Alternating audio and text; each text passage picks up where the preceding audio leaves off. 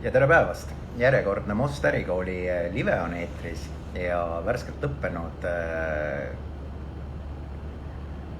kohalike omavalitsuste valimise lainel vaatame neid nagu turunduskampaaniaid, mida ei saa vahepeal mõõta. Et selle poolest on nad ju erilised, eks. Ja tänaseks saatekülaliseks on meil Elis Tootsman, kes juhtis Viimsis Reformierakonna kampaaniat ja juhtis edukalt. Ehk siis ja saame teada, kuidas juhtida turunduskampaaniat moel, kui sa ei saa teha vahekokkuvõtteid või. Ja tere, Elis! Tere, tere! Et mul on hea meel sind näha. Mul on sind ka väga hea meel näha. Võib-olla jõudsin natukene sisse juhatada sellega, et sa juhtisid edukat Reformierakonna kampaaniat Viimsis ja tegemist on selles mõttes erilise turunduskampaaniaga, et sa saad lugeda tibusid sellel päeval, kui kampaania on läbi, aga sa ei saa teha vahekokkuvõtteid. Et sa näed nii-öelda, et mis su postitustest on võib-olla populaarsem ja kuidas sul traffic kodulehel jookseb, aga sa tegelikult ei tea, mida need inimesed teevad, et kas nad annavad oma hääle või nad lihtsalt käisid lugemas. Aga räägi võib-olla alustuseks natukene üldse endast, et ma usun, et enamus meie kuulajaid vaatab ja mõtleb Elis Tootsman, aga et kes ta on või mis ta teinud varem on? No ma tegelikult olen kommunikatsiooni valdkonnaga olnud seotud alates sellest ajast, kui ma olin 16, ehk siis circa 13 aastat tagasi. Et alustasin vabakonnast, olles õpilaslehes ja õpilasesinduses ja Eesti Õpilasesinduste Liidus juhatuse liikmena siis juhtimas avalikke suhted ja kommunikatsiooni valdkonda. Ja sealt oli loomulik käik ühel hetkel minna siis poliitkommunikatsiooni peale, seepärast, et ma olen ka kunagi olnud seotud nii erakonnaga kui ka siis noortekogu juhtimisega. Ja olen esindanud näiteks Tallinna linnavolikogu aseesimest ja ministrit, ehk siis sealt on saanud see nii-öelda poliitilise kommunikatsiooni kogemus alguse, et tegelikult seda on olnud juba 8 aastat süvitsi tegutsemist. Ja ega ma praegu hetkel sellega poliitkommunikatsiooniga aktiivselt ei tegele, aga igal valimisel ma kuidagi ikkagi oma mingi väikese kombitseda suudan kellelegi ära anda. Ma iga aasta luban, ma enam ei tee seda, sest see on üks kõige pingelisemaid kommunikatsiooniversioone üldse, aga ma ei tea, miks ma seda iga aasta teen. Küllap põnevuse pärast, eks adrenaliin on ka suur. No oleme ausalt, vaadates tulemusi, siis tuleb ju tunnustada, et sa oskad seda teha ka, eks? No jah, aga vaata, iga kord muutub kommunikatsioonikeel, muutub keskkond vanade strateegiatega. Tegelikult, kui sa uuesti lähed, siis sa oled juba eos kaotaja. Kogu aeg peab midagi muutma. Aga lähme tänase saate teema juurde, et kui me vaatame kuidas ma ütlen, et kui me vaatame kogu valimisi kui turunduskampaaniat, mida nad oma olemuselt tegelikult on, et tegemist on turunduskampaaniaga või kommunikatsioonikampaaniaga. Ja turunduses ikkagi määratakse mõõdikuid, eks. Ja siin on ju väga selge mõõdik, need on volikogu kohtade arv, eks ole, ehk siis, et kes võidab kui palju kohti ja kes siis asub nii-öelda juhtpositsioonile. Aga kuidas sa saad need hääled kokku või selleks on vaja valijate hääli, et need kohad kokku saada, eks.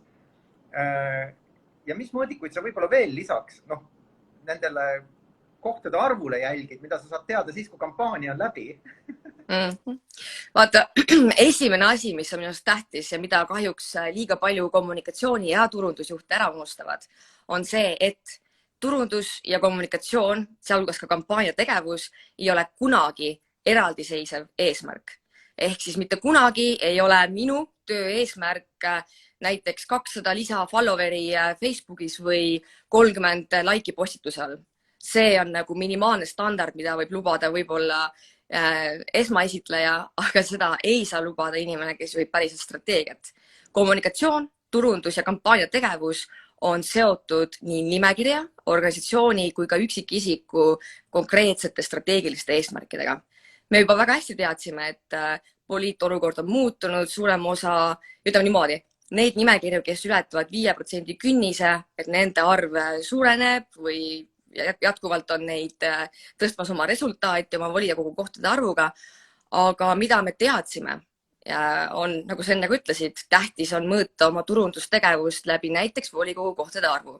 Küll aga meie ei mõõda üksnes volikogu kohtade arvu. tähtis on see, et nimekiri, kes saab sisse, peab omama strateegiliselt head läbirääkimiskohta koalitsiooni moodustamiseks. Seepärast, et iga nimekirja, sa oled ise ka Erki kandidaat, iga nimekirja eesmärk oma poliitikate ja oma lubaduste realiseerimiseks on siiski koalitsiooni moodustamine. Seega jah, me juba teadsime poliitkultuuri esmaseid hinnanguid tehes, et me arvatavasti lähme nagu väikest kaotust tooma, küll aga meil oli ütleme siuke nagu kindlus, et me siiski haarame valimisvõidu ja me võtame valimisvõidu selleks, et alustada koalitsiooni läbirääkimiste juhtimist. Seda me ka tegime, ehk siis meie konkreetne mõõdik ei olnud mitte kohtade arv, vaid strateegiline positsioon läbirääkimiste laua taga. Ja muidugi, kui minna siit veel detailsemaks, et ega meil oli ka need väiksemad eesmärgid samamoodi, nagu näiteks e-häälte kogumaht nii meie nimekirja valimistulemustes kui ka kogu regioonis antud e-häälte arv ja selle suhtarv meie valimistulemustes. Tänasel päeval iga 3. e-hääl tuli meile ainult ja meie kogu nimekirja tulemusest lausa 70% oli e-hääled. Nüüd võib-olla konkurendid mõtlevad, et mida need andmed teile annavad, kuid ta annab kätte ühele kampaaniajuhile ja kommunikatsioonijuhile kuldse võtmekese. Me suudame väga detailselt ära profileerida, kes meie toetajad on. Ja see on ka üks hea nagu lähteülesanne või lähtekoht uuele kampaaniajuhile, kelleks on keegi järgmistel viimse valimistel, aga ta teab nagu konkreetselt ära, et kuidas profileerida kampaaniat siis nende inimestel suutlikult. Ja muidugi minu arust üks asi, mis on samamoodi varjatud eesmärk kampaania tulemuste hindamisel, millele kahjuks liiga vähe tähelepanu pööratakse ja võib öelda, et tegelikult tänasel päeval oli Reformierakond Viimsis ainukene, kes suutis selle edukalt ka deliverdada, oli see, et kui ühtlaselt jaotuvad nimekirjale antud hääle kõikide kandidaatide vahel.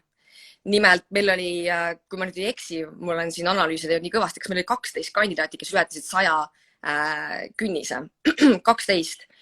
Ja veel enam, meie suhtarv erinevate kandidaatide häälte tulemuste vahel oli küllaltki marginaalne.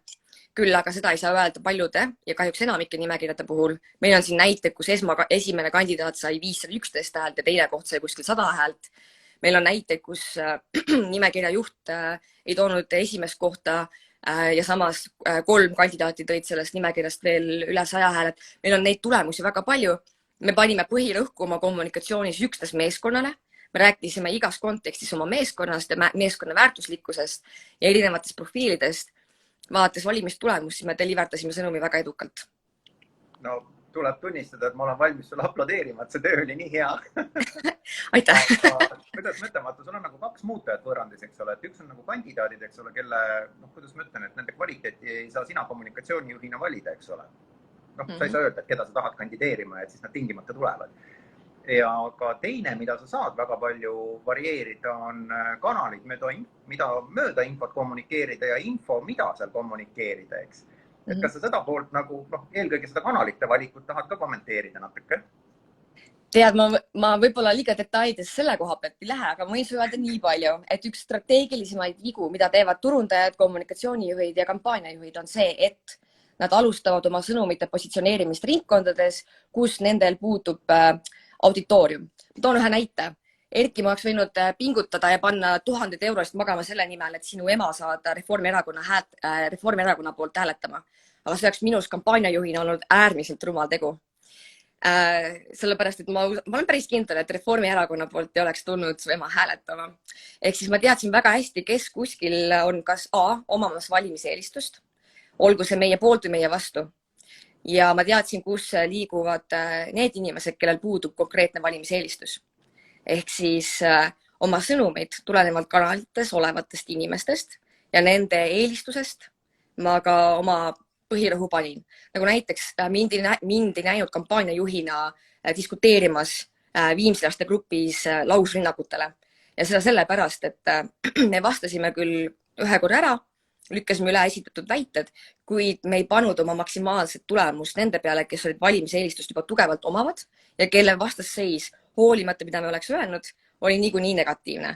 Ehk siis milleks me kulutame aega, ressurssi või raha inimeste peale, kes selleks nagu niikuinii oleks valmis meid nagu ümber mõtlema või meie poolt olema siis. Küll aga me teadsime, kus me leiame need inimesed, kellel puudus hinnang või need, kes olid kõhklevad või need, kes juba olid meile nagu toetust avaldanud, seepärast et tihti unustatakse ära ka nendega tegeleda, kes omavad konkreetselt soodsat valimiseelistust. Vot tak.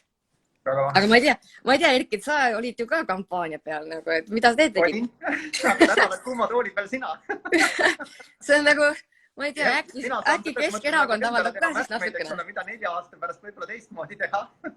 Ai, no seepärast ma olengi natukene valiv siis sõnadega, et aga jah, et tõenäoliselt kõike niikuinii sa rääkida, eks ole, et sul on mingisugused konfidentsiaalsed kokkulepped ja asjad, et üks teema, mida ma üldse ei puuduta, on raha, eks ole, sest see on see, millest sa niikuinii rääkida ei saa. Seda näete Riigikontrolli auditist, ma saan aru. Täpselt, see ei ole tänase päeva teema, eks ole. Aga absoluutselt kõik nagu, me oleme rääkinud, eks ole, siin natukene kandidaatidest, me oleme rääkinud valijatest, me oleme rääkinud kommunikatsioonikanalitest, aga seal on üks asi veel ja selleks on selline silmside ehk siis üks ühele töö, milleks ju ma nägin päris palju ka kollast telki tänavatel. Et millist nagu osakaalu, kuidas ma ütlen, et sinna kollase telgi juurde ju satub täiesti juhuvalim, eks ole, et nii need, kes tulevad, patsutavad sulle õlale, ütlevad, tubli mees on ju, et teie poolt igal juhul tuleb hääl, kui need tulevad siin põhimõtteliselt sinna tümitama, ütlema, et sa teed kõik elus valesti. Kuni selleni, et sa üldse oma telgi oled julenud sinna muru peale panna, on ju. Et milline nagu nende, kuidas sa ise näed, et milline nagu nende erinevate kanalite roll on ja kui suur roll võiks olla üldse sellisel silmast silma suhtlusel antud, nagu ma ikka ei saa sellest üle kampaania puhul, eks ole? Just. Sellega on niimoodi, et digiturundus on tõepoolest üks kõige soodsamaid tegelikult kommunikatsioonivahendid. Soodsaks teeb ta nii vähene ajamäär, mis sinna alla läheb, vähene inimeste määr, mis sinna alla läheb ja tegelikult reklaamid, mis sotsiaalmeedias jooksevad, on küllalt odava hinnaga võrreldes näiteks sellega, kui sa paned ühe treileri ülesse. Oi pagan, see on kulukas. Aga mis on sotsiaalmeedia ja digiturunduse üks nagu, mitte halb, aga ütleme, et vajakajääv osa on see, et tal puudub otsekontakt valijatega, see on niivõrd minimaalne. Seega digiturundus saab kasutada selleks, et tekitada isu, tekitada huvi või siuke nagu, et see on midagi, mis on nagu, mis võiks mind huvitada. Ehk siis sa pead ta ajama äravaks ja jätma talle mulje, et ta jääb millestki ilma, kui ta ei lähe kohe uut infot kiikama. Ehk siis ta on siuke fear of missing out, on ju. Täpselt. Ehk siis ta peab tundma, et on esiteks part of something, on ju, ja teine asi on see, et sa pead tekitama talle tunde, et see on midagi õiget. Ehk siis sa tekitad esimese kontakti. Küll aga ükski kampaania ei saa õnnestunult toimida ilma otsekontaktita. Küll aga otsekontakt on üks kõige kallimaid. Puhtalt sellepärast, et seal on seotud väga palju inimesi, seal on seotud väga palju aega, pluss veel siis, ma ütleks niimoodi, et see valimisnäin ja need asjad ei olegi selle kõrval just nagu kallis. Aga ka otsekontaktil on erinevad metoodikad. Üks asi on panna see telk püsti sinna platsi peale, lasta inimestel enda lähedale tulla. Või teine variant on see, kus sa võtad ise inimesega reaalselt ühendust ja otsekontakt ei pea olema niimoodi, et Erki tuleb nüüd minu ukse taha kindlasti, vaid Erki võib mulle otse kirjutada ka Facebookis või öelda, kuule, et ma helistan sulle. Kui ma esimest korda kandideerisin 2013 aastal, ma olin küllaltki noor, 20 vist, jah, midagi sellist. 2013 aastal, siis mul ei olnud siukest raha välja panna kampaania tegevuseks, nagu tänasel päeval pannakse. Noor ja äsja oma elu peale läinud ja kõike muud. Aga ma sain Rapla vallas, ma ei mäleta, kas 4. või 5. valimistulemuse esmakandidaadina oli see nagu tohutult suur nagu tulemus. Ja minu kampaania kulu oli see, et ma ehitasin üles võrgustiku. Ja see on nüüd, mida ma võin kõikidel jagada, kuidas tegelikult teha nagu väga tulemuslikult kommunikatsiooni. Ehk siis mul digiturunduskanalitel jooksid kõik need minu põhiloosungid, mille pärast ma kandideerin, miks just selles regioonis, aga siis ma ehitasin üles oma lähimatest inimestest püramiidskeemi justkui. Oma ema, isa, õe, venna, vaesekesed, oma kõik sõbrad ja valin nad sõbrad ka paika erinevate regioonide kaupa. Kes kus külas paiknes, kes mis kogukonnas liikus ja nii edasi. Ja iga üks nendest tuli mul nädalas korra minu juurde õhtus sööma, jõi minuga koos teed, viisin nad õhtusöögile, mis iganes. Ja nemad ütlesid mulle, et Elis, et minul tuleb kolleegide seas sulle nüüd 10 häält, on ju. Kuule, mul tuleb perekonnas ema, isa sinu poolt hääletama, on ju. Et nagu see töötas, aga selleks, et nad oleks üldse nõus minu kandidatuuri, ütleme, et siis mõtlema, et kas selle poolt oleks hea hääletada, on vaja sotsiaalmeediat kindlasti. Ilma selleta, vot ei saa. Sotsiaalmeedias kujundatakse kaks olulist emotsiooni. Üks nendest on power, ehk siis sa pead näitama, et sinu taga on network, sinu taga on kogukond, sinu taga on reaalselt nagu tehtud ja tegemata asjad, loodetavasti ainult tehtud asjad. Ja samas teine on see engaging kommunikatsioon, ehk siis digikanalid saab kasutada selleks, et suhelda konkreetselt valijatega, et nad saavad sulle sinna postitada, saavad suga rääkida, vajadusel võib-olla läbi sõimata, sa saad neile vastu argumenteerida, aga ka seda on vaja. Kui nad ei sõima sind sealt sotsiaalmeedias, siis nad tulevad sõimavad sind tänava peal või lähevad räägivad sinu kohta oma naabritel taga. Ehk siis see koht peab ka olema. Kas ma saan, kuidas ma ütlen, kas ma saan sinust õigesti aru, et tegelikult ju vahet ei ole, on sul raha või ei ole sul raha, sa pead ikkagi looma selle network'i, eks ole, või selle, ma ei tea, püramiidskeem, selle natukene on paha maitse, eks ole, aga see nagu network on natukene nagu parem. Ehk sõprade võrgustiku, kes tegelikult mitte ainult ise ei ole valmis sinu poolt hääletama, aga on valmis oma sõpradele ka kommunikeerima, et kuule, ma tegelikult tean sellest tüübist rohkem, et vaata, tal on see ja see väärtus. Et meil on vaja see tüüp saada kindlasti sisse, sellepärast, et siis hakkavad asjad liikuma. Täpselt. Ja selleks oligi vaata, et üldse sükast nagu tunnet tekkida, et okei, et see üks konkreetne inimene tegi minu kohta selle pitch loo ära, aga see inimene pidi ka kuskil minema, et jätkutegevus toimus, et ta pidi nägema minu digikanalit, ta pidi nägema, et jah, et mu postituste all on 400 laiki, kus kõik inimesed kommenteerivad, elavad kaasa või tekitavad diskussiooni. Kuskil peab see kese olema. Ehk siis üle ega ümber ei saa tänasel päeval. Ma olen täitsa nõus sinuga, et silmast silma suhtlus on alati oluline ja jumala eest, ega see, et sa saad tänava peal sõimata on palju parem, kui et see inimene käib sind vaenamas nagu kõikide sinu postituste all sotsmeedias, et ta leiab alati mingi nurga, kuidas sulle tõrm peale kallata ja tõmmata su, kuidas ma ütlen, aeg kinni sellega, et sa muudkui nagu igal pool pead ennast, sa pead vähemalt ühe korra vastama, eks ole, sest muidu jääb ju veel, ma ei tea, mitmesajale inimesele tunne, et sa ei suuda isegi vastata sellele jamale, mis su kohta kirjutatakse. Just. Aga kui me lähme korra nagu sammu ettepoole, vaata, me oleme rääkinud, eks ole, et see network ja sa saad küll, kuidas ma ütlen, et kandidaat saab tagasisidet ja kandidaat saab anda ka oma tagasisidet või oma hinnangut, eks ole, kampaania juhile, et ma arvan, et see häälte vahemik tuleb kuskile sinna või mingisuguse kõhutunde, et tema poolt umbes nii hääletab. Et läbi ajaloo mina tean ühte inimest, kes on täpselt ilma ühegi häälega eksimata, ta teadis täpselt numbrit, kui palju tema toob hääli. Et ta oli nii hästi, see ülejäänud kõik ütlevad ühte ja siis tuleb hoopis üle või alla või tavaliselt tuleb natukene alla, et keegi, kes sulle ütleb, ja, ma panen sulle hääle, on ju. Mine juba ära, on ju. et need ei tee.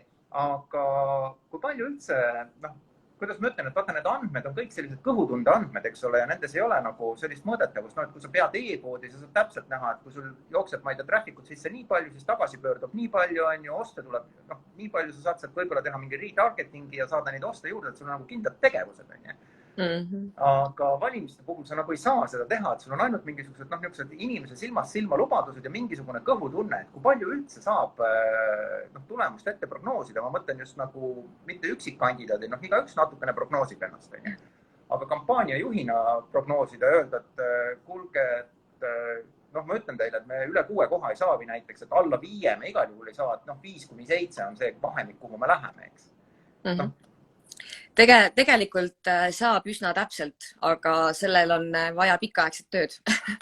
Ehk siis kõige suurem muutuja valemis, et seda prognoosida, on just poliitkultuur. Ehk siis näiteks ootused uute nimekirjadele volikogus, eks ole, seal võib tulla ka viimase minuti skandaalid. Kogu see poliitkultuur on üks suurimaid muutujaid, aga tegelikult prognoosi saab teada. Meie panime oma prognoosi paika septembrikuu alguses. Ja ma võiks öelda, et meie prognoos läks täppi ainult 2 numbrit on nagu siis ringi läinud ja selle 2 numbri ringi minemine on tänu sellele, et nagu te teate, kohaliku omavalitsuse valimisseadus siis seab eraldi korra, kuidas hakatakse nimekirjades ülejäävate mandaatide jagunemisel kohti nimekirjadel jagama. Ehk siis, kui ma seda Tehonti valemi järgi hakkasin arvutama, et kelle hääled siis sassi läksid, siis ma sain aru, et ega meie prognoos läks täppi. Ainuke asi on see, et Tehonti valemi soodustanud meile seda koha andmist, et oleks paar nimekirja kohta veel muutnud, et meil jäi ju nimekirjade pealt jagamata 4 kohta, ehk siis kõikide nimekirjade peale jäi üle lihtkvoodist X arv hääli. kõik need kokku tegid 4 kohta volikogus ja need said siis nimekirjad, kellel oli D'Hondti valemi järgi kõrgem resultaat esimeses, teises, kolmandas ja 4. raundis. Me olime nibin-nabin igast raundist nagu välja, ehk siis aga seda ei saa ette prognoosida. Ja D'Hondti valem soodustab tavaliselt nõrgemaid tegijaid, mitte nõrgemaid, vaid väiksemaid tegijaid, sorry. Mitte nõrgemaid.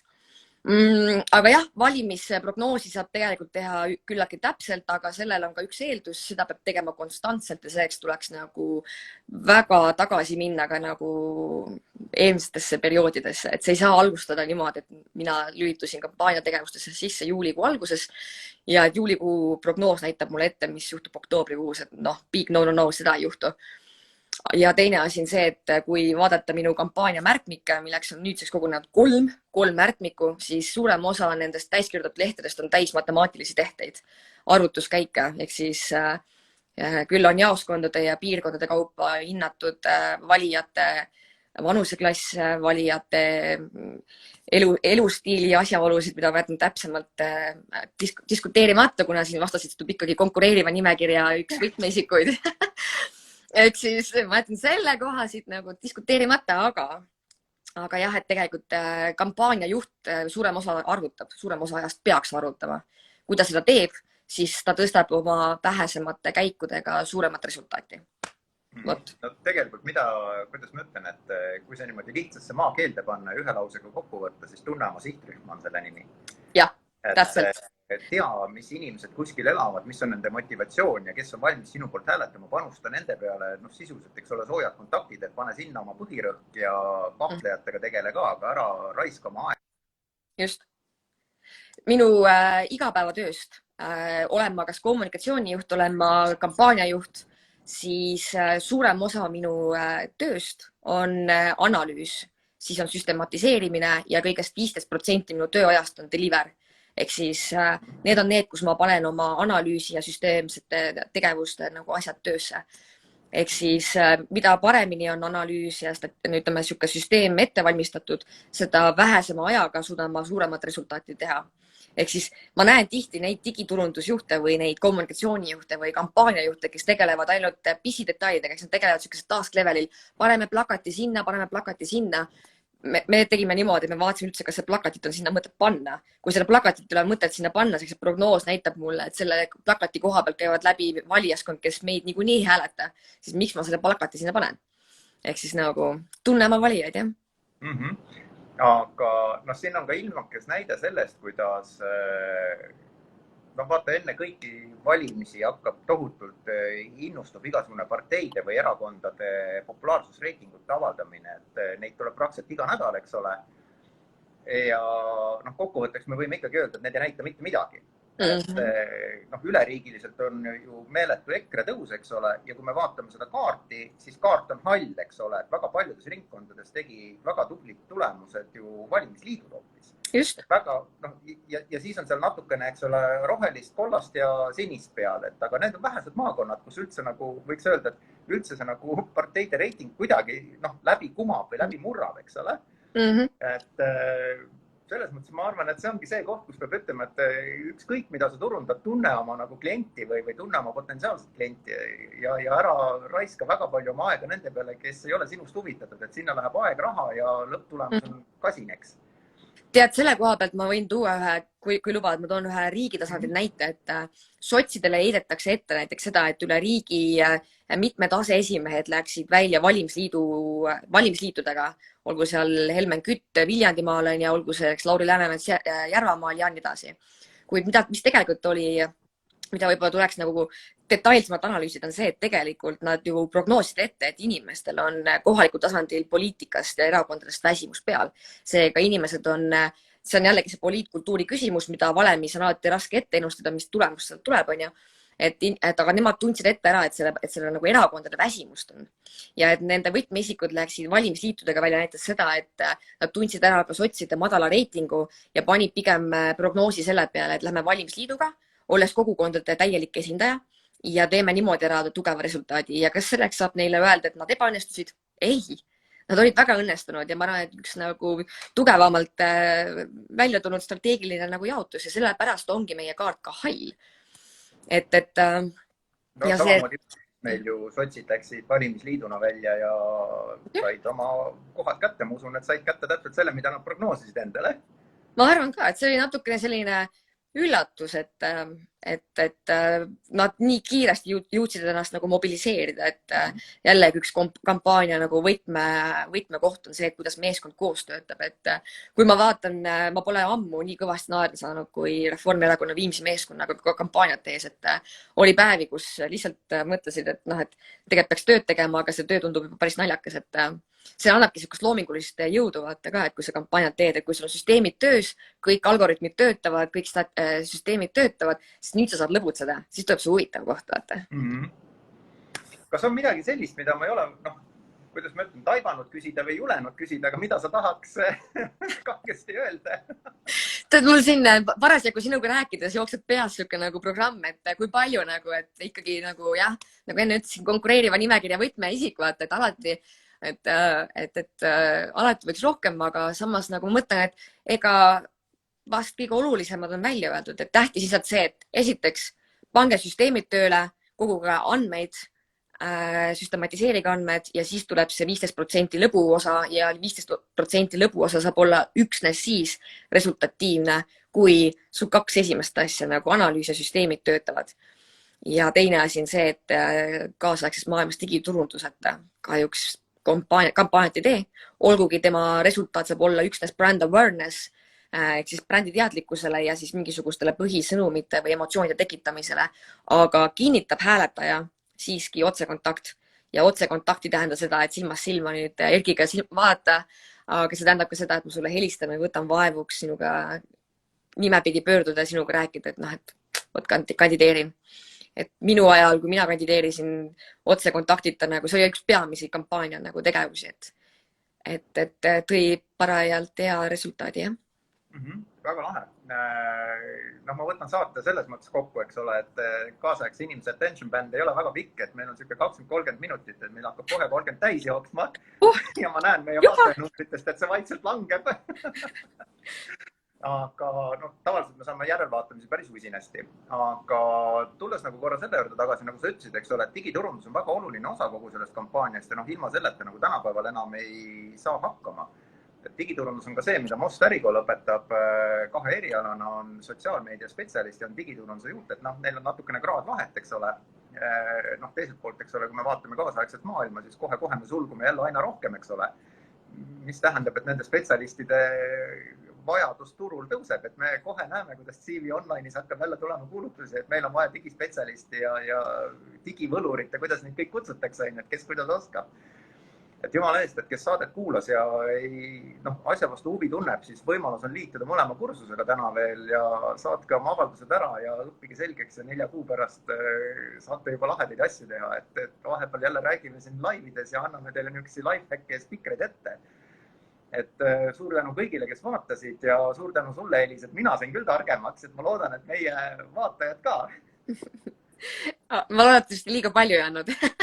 Tegin nalja.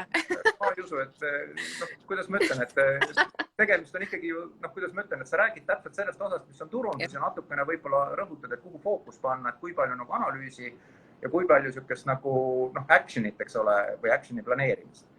Et selle poolest on tegemist natukene teistsuguse võib-olla kampaaniaga ja mida sa ei maininud, on võib-olla, mainisid küll, sa mainisid seda, et ka kiire reaktsioon võib vahest päeva päästa. Yep. Et seda sotside näitel, eks ole, et kes niimoodi hops üleöö olid järsku valimisliit. No täpselt. Ja see väike eksprompt skandaal võib ka sinu päeva võib-olla hukka mõista, aga et eks siis ekspromptiga tuleb arvestada ka üks kampaanias, et seda ei saa mitte ükski analüüs ega toimiv süsteem ennustada ette. Aga aitäh sulle ja kindlasti me kohtume, et alati on mul hea meel näha sind. Mul sind ka. Tšau! Tšau!